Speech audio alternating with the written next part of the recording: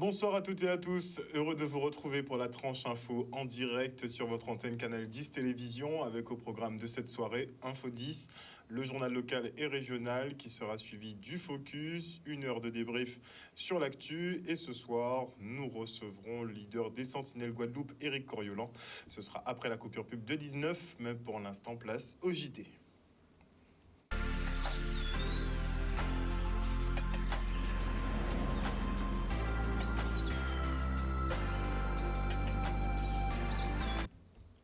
Nous sommes le mercredi 19 octobre 2022, jour où Elisabeth Borne a passé en force le projet de loi de finances 2023 à coup de 49.3. Les débats sont terminés en tout cas à l'Assemblée nationale. Notez effectivement le petit point santé Covid hebdomadaire. L'on enregistre 287 nouveaux cas contre 318 la semaine dernière. Petit chiffre. Le taux d'incidence passe de 84 pour 100 000 habitants à 76,2. Le taux de positivité, lui, baisse lentement, très lentement depuis plusieurs mois et passe finalement à 10%. Les hospitalisations sont stables, on en compte 7 sur la semaine. Les personnes en réanimation Covid sont au nombre de 2 et on dénombre aussi 2 décès sur la période. Concernant la vaccination, elle avance très peu, depuis un moment déjà, avec 300 nouvelles injections, dont 7 jeunes de 12 à 17 ans. Et concernant l'injection des enfants de 5 à 11 ans, elle est à l'arrêt depuis le 18 juillet dernier. Et aujourd'hui, nous avons appris le décès de Mario Moradel, membre fondateur d'Éclair Télévision. En 1985, il s'est joint à Alain Moradel pour lancer cette chaîne qui, tant bien que mal, a continué à émettre sur l'archipel. Un grand homme des médias guadeloupéens qui a tenu cette barque pendant près de 40 ans. Et tout le monde sait à quel point le milieu est difficile en Guadeloupe. Respect et honneur en tout cas pour Mario Moradel qui s'est éteint à l'âge de 60 ans. Parlons maintenant des locataires de la résidence Louisie Mathieu aux Abîmes qui dénoncent l'inaction de leurs bailleurs quant à l'entretien des logements et des parties communes. Voilà plus de 7 ans qu'ils interpellent la SIG sur la vétusté des équipements et aussi des routes. C'est sans compter les remontées d'eau usée. Regardez. Nous là parce que pour faire interview parce que pas monde pas attendre nous, pas monde pas écouter nous depuis 2015 nous avons respecté pour nous payer ça ni en bien-être en cité là et jusqu'à présent rien pas fait. De 2015 à 2022 nous en même situation là. Ça depuis qu'il est là, depuis mois de mai et en mi-janvier, on rapprend toute la journée. Quel an il rapprend puis le rapprend. En révolté déjà d'une. Nous avons payé un loyer ici, nous avons baillé qui non c'est la SIG.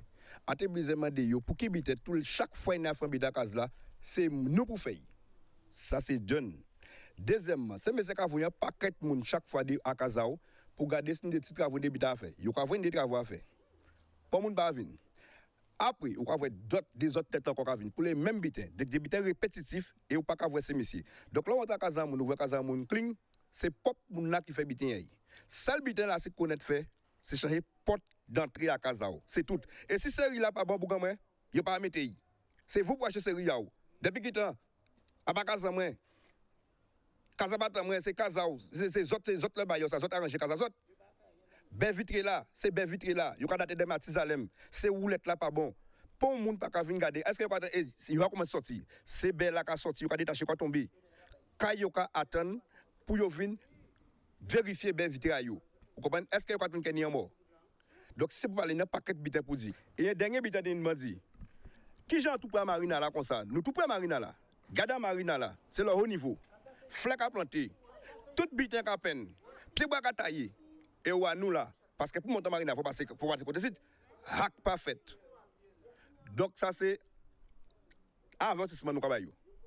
Prochain coup nous pas crier encore. Yo que ça faut nous faire. Commander la SIG pour yo pe sa vin changer en lait et en douche là ba moi parce que moi en ni problème de santé pour yo pe sa vin baisser et toilette là ba moi yo pas j'ai vin tout en hayo 5 fois 5 fois juste Marie j'ai dit Marie ça Marie dit moi j'ai dit ça Hein? Yo ka di moi oui. Allez à commander fond moi yo pas tiens ka vinn faire. Non mais ben si on peut pas chaque monde là pas yo et finir vers ça et nous qui occuper de cas en nous. Alors, on peut espérer tout le monde qui est concerné, qui est ça nous dit et ça yo est vrai, pour yo peut ça mettre en route pour yo peut ça vite. Et en cas dit yo comme ça vite bon nous petit brin de l'eau parce que yo pas prendre l'eau là et en y a l'eau personnes âgées, en l'eau monde qui peut pas déplacer pour ba yo petit brin de l'eau pour yo peut ça boire. Merci beaucoup. Un reportage signé Michel Depape. Parlons maintenant des négociations qui avancent entre la direction et le personnel du syndicat de gestion de l'eau de Guadeloupe. Il reste tout de même un gros point bloquant sur les rémunérations salariales et les avantages sociaux que les agents souhaitent conserver. En tout cas, le président du SIAG, M. Francisque, reste optimiste sur le déroulement et sur la bonne tenue effectivement des échanges. Regardez. Les négociations continuent s'agissant des accords de substitution. C'est un exercice relativement complexe et difficile dans la mesure où c'est vrai qu'il y avait 3 opérateurs avec des dispositions différentes, des dispositions avec des bornes vraiment, avec des écarts qui quelquefois peuvent être importants. Et donc là, il faut converger vers un point. Elles ont avancé jusqu'à la semaine dernière. Et la semaine dernière, on s'est retrouvé bloqué sur un point de grille de classification, de grille de salaire qui doivent être réglementaires et que ce qu'on nous a présenté n'était pas à notre goût, puisqu'on avait déjà fait un travail en amont sur le document et ce qu'on nous a présenté après ne nous satisfaisait pas. Donc on a demandé une amélioration. Après quelques jours, on a entendu un retour qui n'a pas été favorable encore pour nous. Étant donné que les délais de validation de cet accord, c'est jusqu'à la fin du mois de novembre, donc on trouve que le timing est très serré. C'est pour ça qu'il faut qu'on fasse au plus vite et que les choses soient définitives. L'essentiel dans une négociation, c'est que chacun puisse respecter la position de l'autre et ensuite essayer de trouver la meilleure solution, celle qui permet de préserver aussi bien les intérêts des salariés, mais aussi de préserver les intérêts de l'entreprise que nous représentons aujourd'hui. Voilà. Donc, nous avons bon espoir. Il est important de s'entendre. Il est important de trouver un accord, un bon accord qui respecte les droits, un accord qui permettra à ce que chacun puisse rester dans ses acquis et tout en préservant aussi la pérennité de cette structure. Tous les salariés sont derrière nous parce qu'il s'agit de leurs acquis, de leurs droits, de tout ce qu'ils se sont battus pour avoir depuis plus de 30-40 ans. Et on ne peut pas aujourd'hui laisser ce genre de choses passer à côté. Puisqu'on veut faire un syndicat qui va marcher bien, mais il faut qu'on le fasse avec tous les éléments. On ne peut pas réduire sur le salarié qui s'est toujours battu, même avec de petits moyens, aujourd'hui lui dire qu'on va le mettre tout nu. Donc quand même, il faut que les gens comprennent qu'on se bat pour nos acquis, qu'on a toujours eu et qu'on veut maintenir. On ne demande rien de plus que ce qu'on a toujours obtenu. Un reportage signé Charlie Dagonia. Et maintenant, nous allons parler de la situation des personnes porteuses de handicap. Et à cet effet, je reçois Madame Jacquemart. Bonsoir, Madame Jacquemart. Bonsoir. Nous avons également Madame Tania Duhamel qui est en présence de son fils Kemuel. Bonsoir à vous. Bonsoir. Alors, on s'est vu il y a quelques mois de cela. Vous nous avez parlé effectivement des problèmes de gestion de dossiers au niveau de la MDPH pour les personnes porteuses de handicap. Est-ce que la situation s'est déjà améliorée depuis? Non. Non. Donc c'est toujours bloqué. C'est toujours bloqué. Donc, bon, il y a les familles là, et justement, c'est bien que de temps en temps, ils vont exprimer leurs problèmes parce qu'on rencontre trop de difficultés. Et maintenant que la vie devient très chère, il faut avoir de l'argent pour acheter de l'eau. Il ne faut pas boire l'eau, il faut rien faire. Et moi, je ne savais pas que l'eau n'était pas bonne. Quand ils ont dit ça, il y avait déjà utilisé l'eau. Moi, j'étais malade. Donc toi, tu es sur le secteur de Sainte-Anne, tu me disais, tu as consommé l'eau. Et donc, j'étais malade après. J'ai eu la diarrhée, donc j'étais très malade après. Et donc, et en plus, jusqu'à ce jour, quand on téléphone l'NDVA, ça ne répond pas, il n'y a personne. En fait, tout est bloqué, il n'y a rien qui va, Alors, Madame Duhamel, justement, parlez-nous de votre cas. Alors, mon cas, c'est qu'en fait, mon fils est porté en trisomie 21. Il est à l'école du collège de Sainte-Anne. Il est en Ulysse, en fait. Et puis, le problème que nous rencontrons, mon époux ainsi que moi-même, c'est qu'on n'a pas l'allocation. Et nous avons fait le renouvellement il y a déjà 1 an. Nous attendons. On a reçu... Donc, votre dossier est en cours de traitement depuis 1 an? Il s'est resté en cours de traitement pendant 1 an. D'accord. Pour un renouvellement. Donc, du coup, le 29 juin, j'ai reçu la notification constatant qu'il y aura un versement. Donc, j'ai attendu. J'ai été à l'MDPH. En juin? Oui, j'ai été en juillet. J'ai attendu quand même. J'étais en juillet. Donc, quand je suis arrivée, on m'a dit que c'est pas normal que la CAF n'ait pas fait le versement.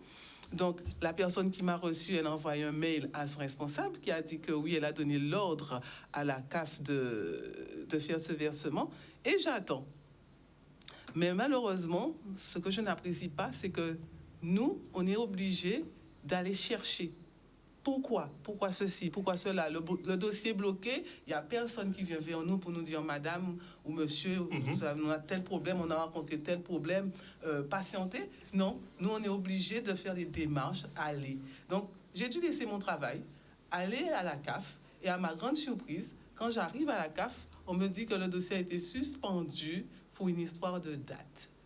Comment ça? La date qui se trouve devant, c'est pas la même date qui se trouve derrière la notification. Donc, ils ont suspendu et ils ont envoyé un mail à la CAF depuis le 23/08 et jusqu'à maintenant, ils ont envoyé un mail à l'MDPH, excusez-moi, jusqu'à maintenant, l'MDPH n'a pas répondu, ce qui fait le dossier de Kemuel est suspendu. Donc, une demande de renouvellement. Donc, c'est même pas un nouveau dossier, une demande de renouvellement entamée il y a 1 an. 1 an. Finalement, vous obtenez une réponse pour le versement en juin. Vous allez en juillet. La situation reste bloquée et finalement, vous apprenez que votre dossier a été bloqué en août. Oui, suspendu parce qu'il y a un problème de date. Donc, quand ils ont fait, comment ça s'appelle, leur rencontre pour pouvoir notifier pour l'enfant, ils ont mis du 01/10/2021 au 30/09/2024 et derrière la date change. Elle m'a fait voir, la dame, que c'est du 0/11/2021 au 31/10/2024 et c'est à cause de ça que... Donc juste pour une problématique sur les dates, un dossier reste bloqué pendant des mois. Reste suspendu, voilà. Et chaque jour, on regarde la boîte aux lettres, il n'y a rien. La CAF ne dit rien, l'MDPH ne dit rien. Et on est là, on attend. Qui fait, je ne peux pas, en fait, l'enfant, il a un corps de métier autour de lui. Qui veut dire, il y a l'éducateur spécialisé. Une grosse prise en charge autour de lui. Il y a l'éducation spécialisée, il y a la musicothérapie. Il y a 1 an, il n'a pas vu la musicothérapeute. Parce que je ne peux pas. C'est vrai que heureusement que je travaille. Mais si on ne travaillait pas, mon époux ainsi que moi-même, comment on aurait fait? Comment on aurait fait? On n'aurait pas pu subvenir à ses besoins. Et là, on attend. Et personne ne nous dit rien. Il faut que moi, je me déplace. Mon mari travaille, mais moi, il faut que je me déplace, demander à ma responsable est-ce que je peux aller faire des démarches administratives pour mon fils. Heureusement qu'ils comprennent. Heureusement qu'ils comprennent. Mais s'il n'y avait pas la compréhension, effectivement, il faut fabriquer le temps pour pouvoir faire le dossier. Et donc, on est à la date du 19 octobre. Voilà. Toujours pas de versement. Toujours pas de versement, toujours pas de réponse, rien du tout. Donc, j'ai pris encore un autre rendez-vous, parce que pour changer une date, apparemment, il faut aller prendre un rendez-vous à l'MDPH. Donc, j'ai pris un rendez-vous. Alors, comme je suis sortie de la CAF... Donc, c'est à vous de porter pour la rectification. Alors, j'étais à l'MDPH. Le monsieur qui était là, il m'a dit, madame, il faut prendre un rendez-vous. C'est ça, il faut prendre un rendez-vous. Donc, j'ai pris un rendez-vous et bientôt le 27 octobre, j'ai rendez-vous à l'MDPH pour voir ce qu'ils vont faire pour Kemuel. D'accord. Donc, 1 an de perdu, effectivement. Ça fait 1 an que le petit est privé d'activité pour un problème de date et de dossier entre la MDPH et la CAF. Voilà. Excellent. Madame Jacquemin, ça arrive souvent, ce genre de choses? De toute manière, il y a ce problème, mais il y a plein d'autres problèmes. Parce que s'il faut amener les handicapés ici pour expliquer la salle de Canadi sera trop petite, parce que maintenant, nous, on a marre. Franchement, on a marre, on a ras-le-bol. Parce que normalement, ils devraient nous comprendre dans une situation d'aujourd'hui. Parce que, regardez bien, il y en a des handicapés qui n'ont pas perçu leur argent depuis avant la crise, vous nous avez dit. Oui, depuis en 2017 jusqu'à maintenant, à devenir jaloux. C'est pour te dire. C'est quand il est actif. Moi, maintenant, je ne comprends pas. J'ai déjà fait tout ce que je pouvais faire pour les adhérents, pour mes amis. Mais moi, je n'en peux plus. J'en ai marre, j'en ai ras-le-bol. Je ne peux plus maintenant parce que on appelle, il n'y a personne qui répond. Personne ne répond. C'est pourquoi à chaque fois, on est obligé de venir heureusement, on a une télé qui nous reçoit pour dire les problèmes. Mais sinon, on est là, on attend. Il n'y a rien. J'ai une autre famille qui a 2 enfants. En fait, quand je dis 2 enfants, c'est qui ont eu leur bac cette année, mais qui ont des problèmes aussi. Mais rien. Parce que après le bac, il faut pouvoir continuer les études. Ils ne peuvent pas continuer les études des enfants. Je trouve quand même qu'on est des êtres humains quand même. Il faut savoir respecter des gens quand même. Normalement, l'un des pays devait avoir un bureau pour recevoir, serait-ce qu'elle est président de l'association, pour dire des problèmes, pour intervenir, qu'est-ce qui va? Rien du tout. On est livré, donc aujourd'hui, on est livré à nous-mêmes, alors moi, je ne sais pas.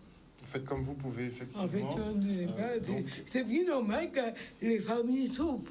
Et je suis très content quand elle m'a dit qu'elle m'a étiqueté pour dire, mais non, il ne faut pas rester comme ça, il faut venir le dire.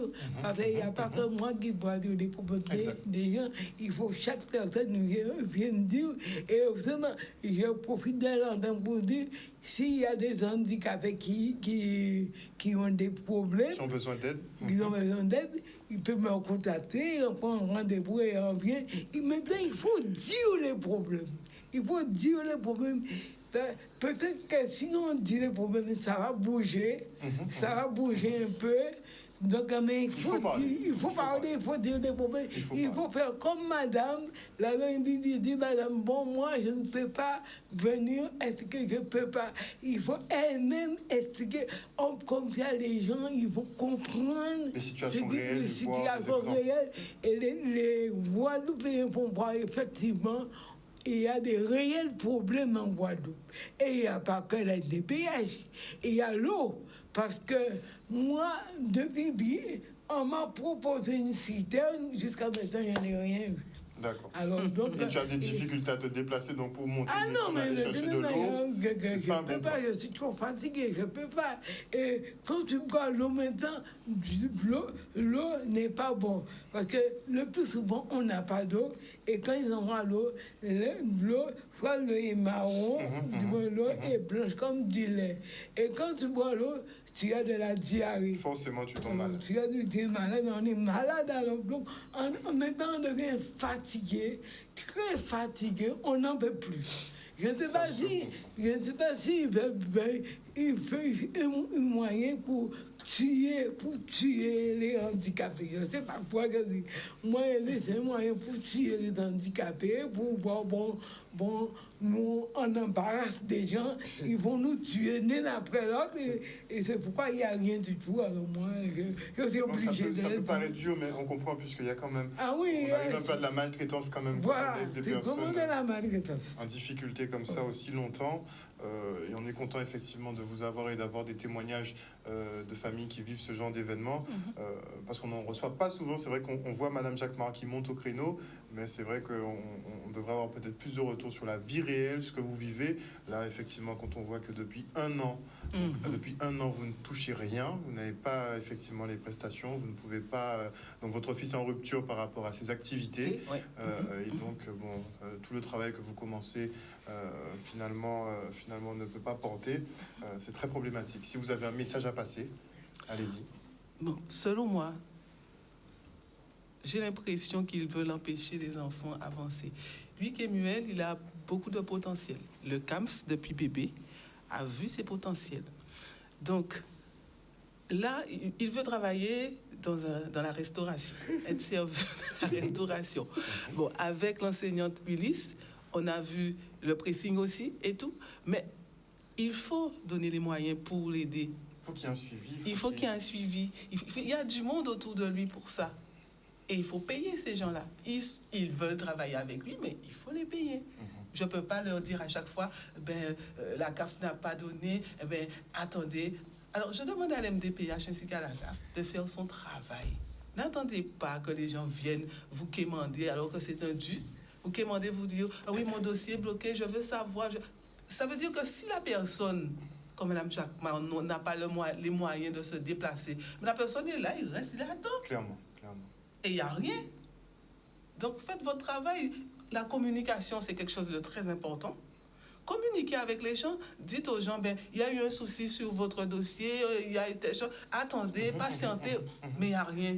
Et on est là. Si on ne bouge pas, on se dit, mais pourquoi? Mais je ne comprends pas. Eh bien, on n'a rien, on est là.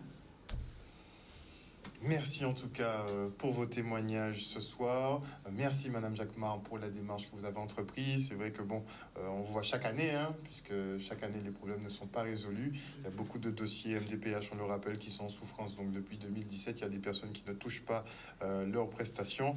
Techniquement, on avait eu le mot du département qui avait dit qu'ils allaient régler ces problématiques-là. Visiblement, ça continue à traîner. Et vraiment, ça commence à ressembler un peu à de la maltraitance, tout ça. En tout cas, merci à vous deux et vous trois d'être venus. Merci beaucoup d'être venus sur ce plateau ce soir. Merci encore. Merci. Et le Centre national de la fonction publique territoriale accentue la formation des ATSEM, même s'ils ne sont pas enseignants. Les agents territoriaux spécialisés des écoles maternelles font partie intégrante de la communauté scolaire. Le reportage. Le travail des ATSEM, c'est un travail fondamental. C'est difficile, effectivement. C'est un métier qui est très particulier parce que les ATSEM font partie de la communauté éducative, mais ne sont pas des enseignants ou des enseignantes. Mais tout comme les parents, tout comme l'institution, ils font partie de la communauté qui entoure l'enfant et qui doit l'aider à progresser. Donc les ATSEM ont un rôle essentiel à jouer dans le développement des enfants et en particulier auprès des très très jeunes enfants, puisque c'est avant 6 ans, on le dit assez souvent, que tout se joue. Donc c'est vrai qu'en tant que président de la CAR, mais aussi maire du Gosier, il était important pour moi de renouveler cette initiative qui avait lieu en 2019. Et aujourd'hui, je demande même qu'on essaie de voir si on peut le faire chaque année, parce que nous voyons que la vie est de plus en plus difficile et que nous devons armer les futurs Guadeloupéens qui arrivent, qui se forment, les jeunes en maternelle qui sont l'avenir de la Guadeloupe. Aujourd'hui, on le sait, tout ce qui se passe durant les années de maternelle ont des incidences, ont des conséquences sur l'adolescence, sur l'âge adulte. C'est pourquoi, pour moi, il est très très important qu'on ait une conscientisation du bien-être des enfants à l'école maternelle, mais après, surtout le long du parcours scolaire et après professionnel, mais aussi du bien-être des agents, des ATSEM qui sont là et des professeurs des écoles. Donc pour moi, il est important d'avoir des retours d'expérience, de savoir qu'est-ce qui marche moins bien, mais surtout qu'on puisse avoir des bases et des méthodes qui vont permettre un bien-être de l'enfant et surtout qu'il va pouvoir avoir les meilleures chances de réussite à travers les années d'éducation, de formation et après de professionnalisation. Il est important que cette formation, en fait, ne soit pas destinée qu'à un seul territoire. Le Centre national de la fonction publique territoriale travaille pour l'ensemble du territoire de la Guadeloupe, des îles de Saint-Martin et de Saint-Barthélemy. Donc aujourd'hui, c'est un prémisse, c'est une opération de lancement et ensuite, cette opération, nous allons le proposer à l'ensemble des territoires qui composent la Guadeloupe. Un reportage signé Olivier Félix. Et on enchaîne avec une visite du musée Edgar Clair de Moule par le président du conseil départemental. On est à la Rosette le Moule, juste après la petite chapelle. Et c'est vrai que sur le site de la Rosette, où il y avait l'ancien camp militaire, militaire, et les CRS à l'époque, il y a un beau musée, le musée Edgar Clair, construit par Jacques Berthelot et qui appartient au département. Et là, nous avons... pourquoi musée Edgar Clair? Parce que c'était M. Clair, Edgar, qui commençait à fouiller un petit peu, peut-être à Morel, sur les plages de Sainte-Marguerite. Il a retrouvé des objets du passé et il a offert toutes ces pièces, toutes ces belles pièces à ce musée. Et naturellement, en reconnaissance, on lui a donné le nom Musée Edgar Cléant. Il était très important que je puisse être là puisque lors de ma déclaration de politique générale, j'ai l'occasion donc de dire que la culture sera le marqueur de ma mandature, que nous allons accompagner les manifestations, les artistes, nous allons valoriser le patrimoine, les lieux de patrimoine. C'est ce que nous avons fait il y a de cela quelques semaines avec le musée Art. Aujourd'hui, nous sommes au musée Edgar Cléant. On sait que cela concerne plus la période précolombienne. Et il nous appartiendra de donner toute sa dimension. Il y a un véritable projet qui va se mettre en place. Il y avait quelques soucis de foncier, mais qui vont se régulariser et qui permettra que ce lieu soit, au-delà d'un musée traditionnel, soit un lieu de pédagogie avec les enfants, avec des ateliers en poterie, en fouille, dans le domaine culinaire, avec effectivement un aspect scientifique, puisqu'il y a des recherches pour que nous soyons en connexion avec les autres îles de la Caraïbe et même tout le bassin amérindien d'Amérique. Donc, très grande satisfaction. Et puis, dans les mois à venir, le public guadeloupéen pourra s'approprier totalement ce lieu avec tous les aménagements que nous allons faire. Et on part pour le lancement de l'opération Skol Aviron. Plusieurs collèges s'affronteront lors d'un challenge nautique en vue de la route du Rhum. Le reportage. Aujourd'hui, on est sous le lancement de Skol Aviron. Et donc, c'est le collège et le lycée, une douzaine d'enfants qui vont participer à un projet sur la route du Rhum. Alors, c'est un projet auquel il y a plusieurs collèges et plusieurs lycées qui participent. Et donc, pour vraiment un séjour de rêve, ils seront emmenés à visiter les bateaux de près, à avoir des échanges avec les skippers. Donc, c'est important pour eux de participer à cela. Nous allons faire la préparation de l'équipage pour finir la partie technique des élèves qui vont participer à Skol Aviron avant le départ de la route du Rhum. Donc aujourd'hui, notre but, c'est de vraiment les mettre dans le bain de challenge. C'est vraiment pas une compétition, mais c'est challenge. Ils vont représenter leur collège. Donc ils vont devoir confronter des jeunes de Saint-Malo. Donc notre but, c'est de les mettre en confiance et de pouvoir bien représenter leur collège et participer à la fête de Skol Aviron. Je suis barreuse, c'est pour savoir dans quelle direction je mène le bateau, pour savoir dans quelle direction il faut aller et je vais gagner la compétition. Moi je suis à l'arrière et je donne la puissance au bateau. J'avais pas pensé à faire ça, mais après la compétition, j'ai bien envie de continuer. Notre souhait, c'est que nos jeunes Lamantinois et d'ailleurs toute la Guadeloupe puissent pouvoir profiter du support nautique, puisqu'on est entouré d'eau. Là, on a une chance inouïe de pouvoir confronter nos jeunes à d'autres jeunes de la métropole. Mais notre rôle maintenant, c'est d'inciter les jeunes à pouvoir venir vers le sport nautique, que ce soit aviron, voile, kayak, mais on a tout pour pouvoir faire des belles choses pour l'avenir guadeloupéen dans les années à venir. Voilà, chers téléspectateurs, nous sommes arrivés au terme de ce journal. Mais avant de se quitter, je vous invite à tous vous rendre effectivement sur l'Instagram de Canal 10 GP officiel. Vous y trouverez beaucoup d'informations en local, en national et à l'international. N'hésitez pas donc à vous abonner. Ce que vous n'avez pas en info en plateau, techniquement, ça se retrouve sur l'Instagram de Canal 10 GP officiel. Voilà, chers téléspectateurs, le journal est donc arrivé à son terme. Merci pour votre fidélité à ce programme. N'oubliez pas que sur Canal 10 Télévision, vous faites l'information que nous diffusons. Nous, on ne fait pas de 49.3, on ne fait pas que décider comme ça, vous voyez.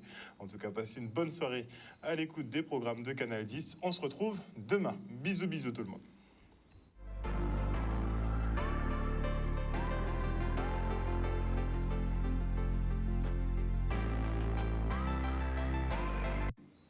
À venir dans la tranche info sur Canal 10, le Focus, une heure de débrief sur l'actualité. Et ce soir, nous recevrons le leader des Sentinelles Guadeloupe, Éric Coriolan. On fera un petit point avec lui sur la comploterie, hein, entre guillemets. On va rigoler un petit peu. Non, je plaisante, on va pas rigoler. Ça va pas être drôle du tout, même pas du tout ce soir. En tout cas, avant la coupure pub, je dis bonsoir à Maggie Delaney, bonsoir à Dimitri Gobardan, bonsoir à Mouton Lucide. Oui, gros problème au niveau de la MDPH. C'est vrai que Madame Jacquemart vient assez régulièrement pour mettre en avant les revendications justement des personnes porteuses de handicap qui rencontrent beaucoup de soucis, notamment dans la gestion de leurs dossiers. On ne devrait pas faire ce genre de choses à ces personnes-là. Franchement, il faudrait éviter. Bonsoir à Rue Lestive, bonsoir à Maggie Delaney, bonsoir à Ghislain Calife, bonsoir à Jimmy Kamagouva Alia. Voilà, double peine pour les personnes porteuses de handicap, exactement Jimmy. Franchement, on devrait éviter quoi. Bonsoir à Rose du Désert, Rose Désert. Bonsoir à Patricia de Normandie. Bonsoir à Lydia Luce. Bonsoir à Kitoun Cyprien. Bonsoir à Marie Rutil, à Moïse Tézénas. Oui, mais justement, Madame Jacquemart fait partie d'une association qui défend les intérêts des personnes porteuses de handicap. Franchement, on la voit chaque année, hein, parce qu'il y a toujours des soucis.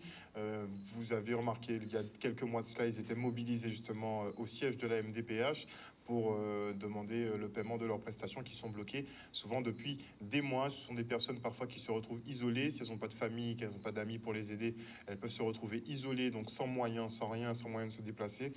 Il faut comprendre un petit peu. On se quitte pour une page de pub et on revient avec notre invité en plateau. Je le rappelle, Éric Coriolan, le leader des Sentinelles Guadeloupe.